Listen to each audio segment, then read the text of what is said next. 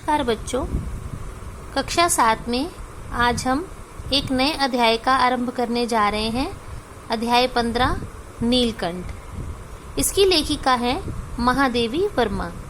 महादेवी वर्मा एक उच्च कोटि की लेखिका हैं।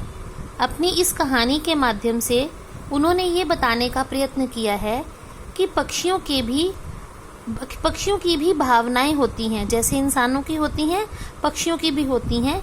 चाहे वे बोल नहीं सकते, लेकिन समय समय पर अपनी हरकतों से, अपने हाव भाव से वो अपनी भावनाओं को व्यक्त करते हैं और अपनी भावनाएं इंसान तक पहुंचा भी सकते हैं। लेखिका को पशु पक्षियों के पालने का शौक था। उनके घर में एक छोटा सा चिड़ियाघर भी बना हुआ था, इसलिए वह एक बड़े मियाँ चिड़िया वाले से कुछ पक्षी खरीदती रहती थी। कुछ समय पहले उन्होंने मोर के बच्चों के बारे में पूछा था और उसी घटना से ये पाठ आपका शुरू हो रहा है। पाठ शुरू करने से पहले आप अपनी पुस्तक खोल लीजिए, मेरे साथ साथ आप पाठ का अध्ययन कीजिए और मैं बीच बीच में आपको इसके अर्थ भी बताती चलूंगी। चलिए शुरू करते हैं पाठ नीलकंठ।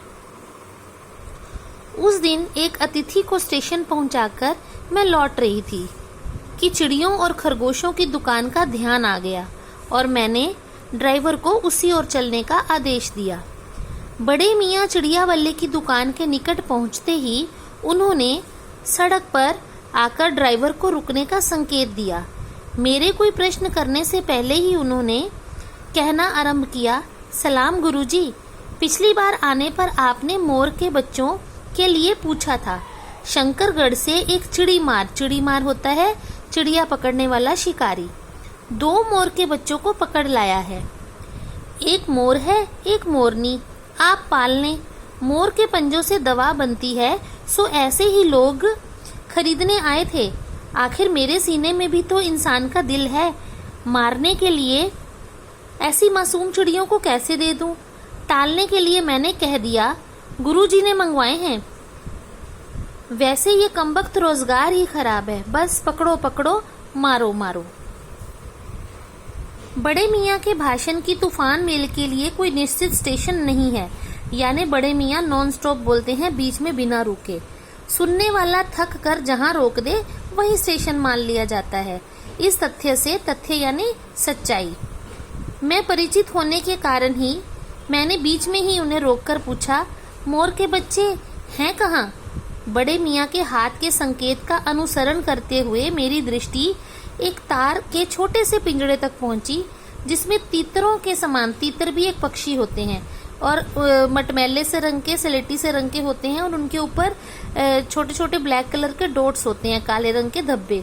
और मोर का बच्चा जब छोटा होता है ना, जब उसके शरीर में रंग नहीं उभरते, तब वो बिल्कुल तीतर के समान लगता है। तो जिसमें तीतरों के समान 2 बच्चे बैठे थे। पिंजड़ा इतना संकीर्ण था, संकीर्ण माने तंग था, छोटा था कि वह पक्षी शावक होते हैं, शावक बोलते हैं बच्चों को, जानवरों और पक्षियों के बच्चों को। तो पक्षी शावक यानी पक्षियों के बच्चे, यानी मोर के बच्चे जाली के गोल फ्रेम में किसी जड़े चित्र जैसे लग रहे थे। अब इसका अर्थ समझते हैं। बड़े मियाँ ने गुरुजी करके सलाम किया लेखिका को। वो लेखिका को गुरुजी कहता था और बताया कि शिकारी उसके पास 2 मोर के बच्चों को छोड़ गया है, लेकिन मोर के पैरों से क्योंकि दवाई बनती है और उसको मारकर उसके पंजों से दवाई बनाने वाले लोग खरीदने आए थे, लेकिन मैंने नहीं दिए क्योंकि मेरे सीने में भी इंसान का दिल है, लेकिन मेरी मजबूरी है कि मुझे ऐसा ही कारोबार करना पड़ता है जिसमें बस पकड़ो पकड़ो और मारो मारो वाली स्थिति बनती है। आपने पालने के लिए बोले थे, इसलिए मैंने आपके लिए उनको बचा लिया।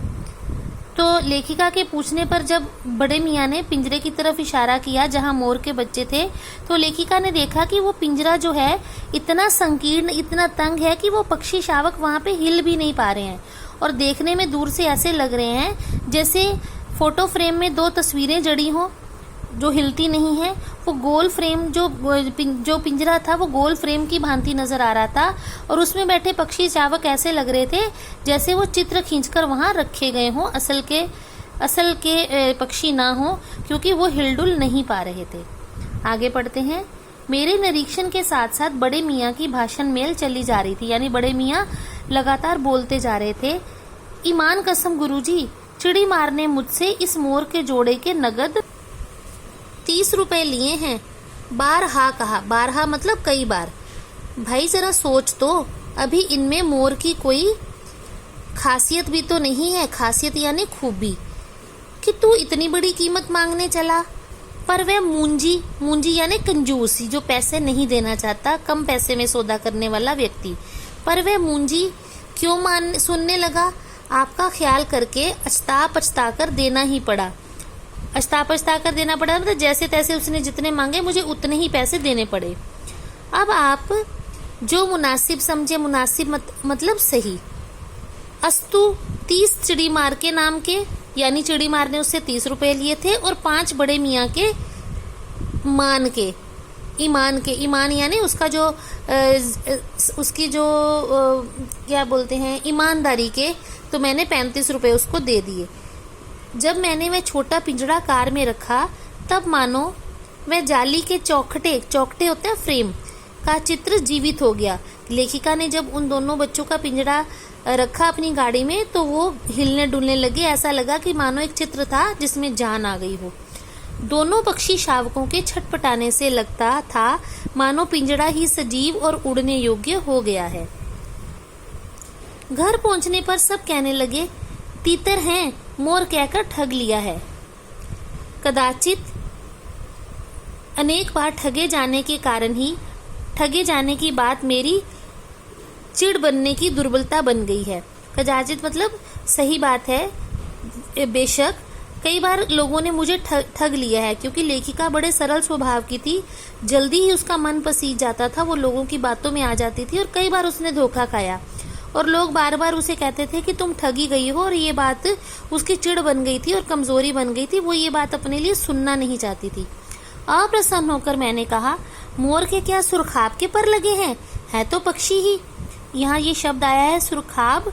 सुरखाब का अर्थ भी होता है एक प्रकार का पक्षी जो काफी कीमती पक्षी होता है, बहुत रेयर स्पीशीज है, और इसके जो पंख हैं सुनहरे रंग के होते हैं, और सुरखाब सबसे कीमती पक्षी माना जाता है इस संसार में।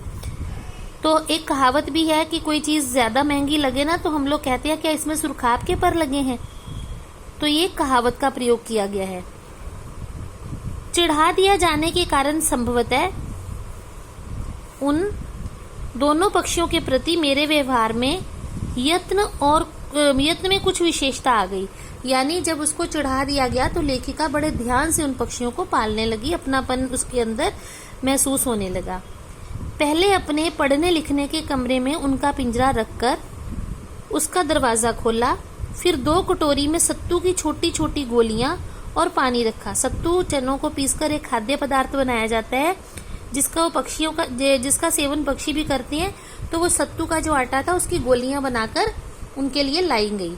दोनों चूहे जानी जैसे पिंजड़े से निकालकर, क्योंकि पिंजरा काफी संकरा था, तो लेखिका ने पिंजरे को चूहेदानी बोला है।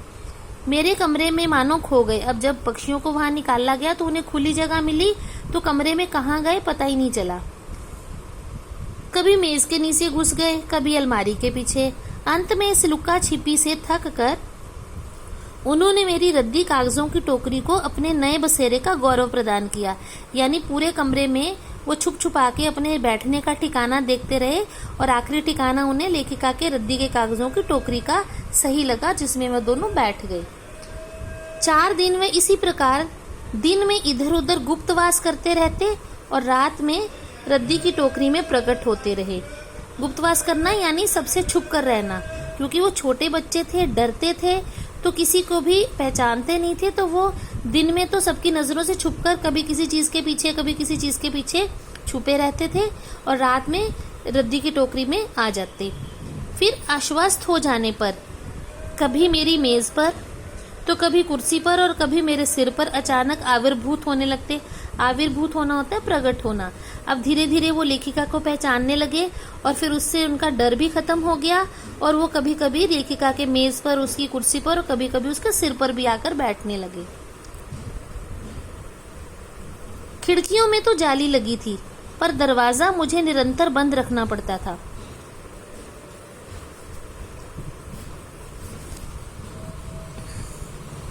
खुला रहने पर चित्रा, लेखिका के पास एक बिल्ली थी जिसका नाम था चित्रा, इन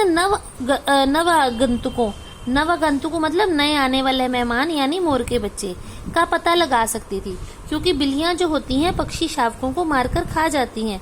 तो लेखिका को डर था कि अगर दरवाजा खुला रह गया तो चित्रा कमरे में आकर इन पर आक्रमण कर सकती है। और तब इस शोध का क्या परिणाम होता है, यानी अगर उसे पक्षी मिल जाते, शोध होती है खोज, यानी वो पक्षियों की खोज कर लेती और परिणाम क्या होता, उन्हें मार देती। ये अनुमान करना कठिन नहीं है। वैसे ये चूहों पर भी आक्रमण नहीं करती, परंतु यहाँ तो दो सर्वथा अपरिचित पक्षियों के अनाधिकार चेष्टा का प्रश्न था। बात ये थी कि पहले उस कमरे पर चित्रा का अधिकार था, वो लेखिका के कमरे में रहती थी, उसके आसपास घूमती रहती थी। अब क्योंकि मोर के बच्चे लेखिका ने कमरे में रख दिए थे, चित्रा को बाहर छोड़ दिया था, तो चित्रा को ऐसा लग सकता था कि मेरे अधिकार पर इन्होंने अपना अधिकार जमा लिया है, तो वो उन पर आक्रमण कर सकती थी। वैसे तो वो चूहों को भी नहीं मारती थी। इसके लिए दरवाजा बंद रहे और ये दोनों उसकी दृष्टि से अरे गहरे मेरी मेज पर अपना सिंहासन बना लें।